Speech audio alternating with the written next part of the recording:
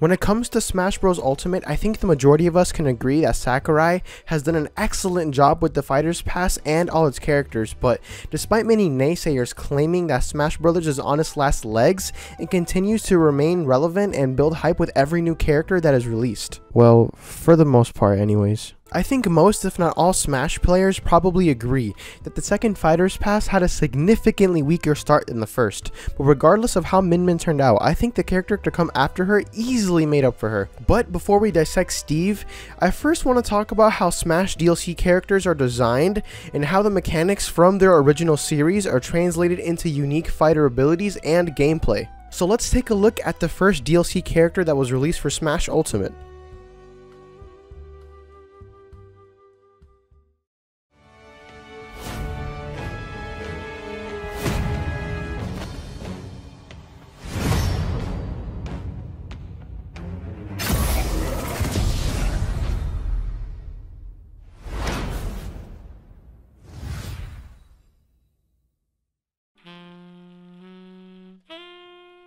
Of course, I'm referring to my main man, Joker. So let's analyze his moveset and see how his fundamental mechanics were translated into gameplay that was probably the best representation we could have gotten for Persona 5 in Smash Bros. For Joker's normals, we have pretty basic knife attacks that reference Joker's normal physical attacks in Persona 5 by hitting the X button in battles, and none of these normals reference anything in particular that's worth mentioning, so for now, let's just talk about his specials.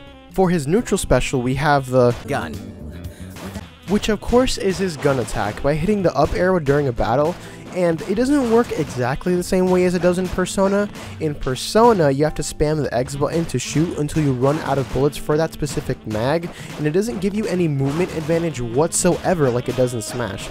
That was most likely just added to give Joker more depth and movement and to make him more interesting to play in general. Another noteworthy detail is that when Joker does his downward aerial variant of his gun attack, it does more hit stun than you would just normally shooting your opponent on the ground, similar to the animation of Joker gunning in the air during a warning shot to knock them down in Persona 5 in order to give you an advantage in the fight. For his side special, we have Aha, a very small projectile that travels at a downwards diagonal angle, very similar to PK Fire when it's used in the air, and while it doesn't deal much damage on impact, it causes the opponent that was hit by it to take damage over time, kind of like a typical poison effect in other RPGs. This move is pretty good for setting the pace in neutral, as well as general option coverage when guarding the ledge. It's also pretty good for racking up small amounts of damage, and is especially potent when used in tandem with guns, which causes some Joker players to camp and play lame, but I personally prefer not to go this route because I have a soul. Anyways, next up we have the grappling hook, aka your up special. Functioning primarily as a tether recovery with some pretty decent range off stage, but when used on the ground, it can be used as a command grab that drags the opponent towards you and then launches them at an upward angle with very low end lag, which makes it a pretty reliable combo starter and will even occasionally KO at the upper blast zones with the right percentage and positioning. Fun little fact for you, this move actually wasn't in the original Persona 5 but was introduced in its remake Persona 5 Royal, which didn't come out until a year after Joker's release in Smash Bros. By the way, if you're watching this video and you haven't played Persona 5 Royal, what the fuck are you doing with your life? Go play it right now. Now, with all that being said, we move on to the only move in Joker's kit that actually didn't originate in any Persona game at all. I'm of course referring to his down special Rebel's Guard, and if Joker is hit when holding this move, it will fill up the Rebellion gauge, acting as some sort of counter, and if he successfully counters you, he will hit you with a weak attack that launches the opponent away just far enough for him to be safe. Now, it's time for us to get spooky. Now you may be asking, so what does happen when the Rebellion gauge fills up all of the way? When Joker's Rebellion gauge gets full, he transforms into a terrifying monster. You know what? This bit is really dumb. I'm sorry. I'm sorry you had to watch that. Arsene appears. That's what happened. Arsene appears. So now we come to Joker's most important mechanic that shows the player what Persona's gimmick is, and I say that term very loosely because it's a very good gimmick with a lot of layers, and I will go into detail about how Arsene was translated into a fighter mechanic for Smash Bros. There are some key differences in how Arsene is presented in Smash to how he actually is in Persona, so I'll touch on that very briefly so we can have a proper understanding where Sakurai tends to change things or make things up and gets creative in order to make the characters more playable. In Smash, Arsene enhances Joker's normal attacks by giving them more damage and knockback, as well as increasing his range, which is clearly visible by the blue marks when Arsene is present. In Persona, Arsene, or any normal Persona for that matter, actually doesn't enhance your physical abilities at all, but instead it gives you various elemental and magical attacks, as well as having different kinds of passive abilities and stat buffs. Arsene also changes your special moves. For example, your side B Ahod changes into a secondary form Aegon, which travels a farther distance and is faster while also having an area of effect on hit. It also has multiple hitboxes and has higher knockback and damage too. Then we have... It's looking like yeah, this move's fucking dumb. So, replacing Rebel's Guard as your down B, we have Makara-Karn and Tetra-Karn combined into one move, which essentially means that it deflects physical attacks and projectiles, not to mention it has some of the best frame data for a counter in the entire game. We also have his neutral special, which is just a better version of the normal attack, meaning it now fires 3 bullets with each shot and 2 bullets per shot for the downward aerial version. And to top it all off, we have his up special, which is replaced with the Wings of Rebellion. So instead of the grappling hook, now he can fly at various angles upwards depending on your input, and he has intangibility on startup. So only downside to this move, however, is that it doesn't have any hitboxes, so you will be vulnerable after the startup intangibility ends. Of course, after 30 seconds, Arsene will disappear, which for most Joker players is all the time we really need to make a comeback or take a strong lead.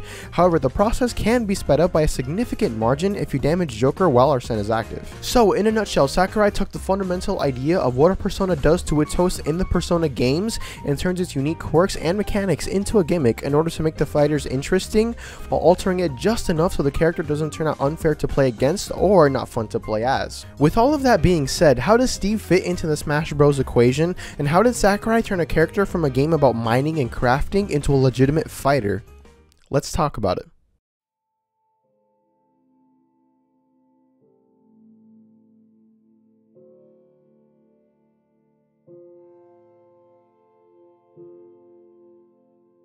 So let's kick it off by discussing Steve's essential mechanic in Minecraft in general, mining.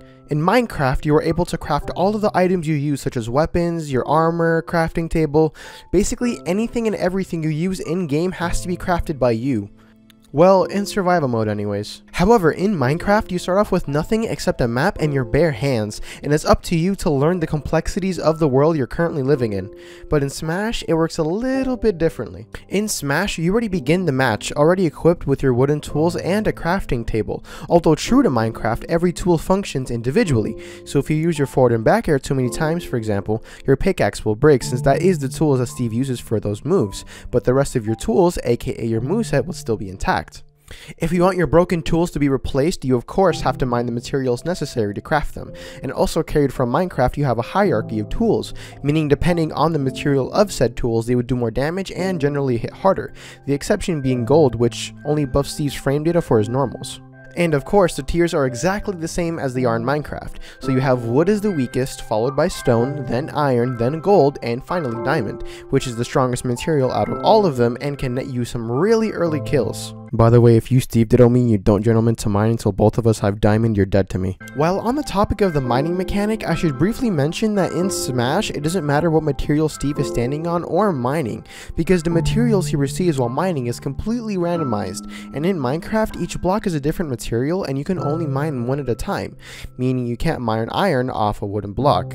The last thing I want to mention about mining materials is that gold and redstone are also applicable to your other specials as well, mainly your side B and your down B. For your side B, the minecart, it functions as a normal command grab similar to Isabelle's fishing rod and Wario's neutral B. However, when Steve is riding the minecart, you essentially become a moving projectile that's really great for killing. However, if you have gold and redstone in your inventory, the minecart will move much faster and kill much earlier, making it a great burst option that can kill pretty early when positioned correctly.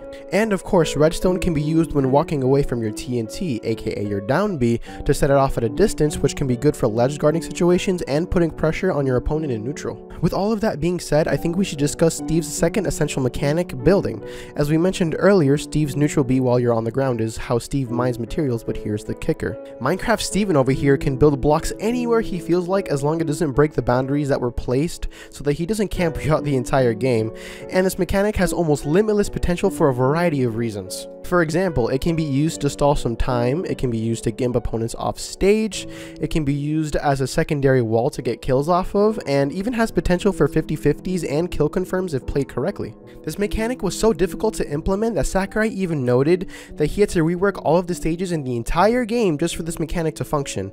For all intensive purposes, this mechanic is what makes Steve such a unique character in Smash, because there's no other character in Smash Bros that can essentially create his own land and cover space in the way that Steve does.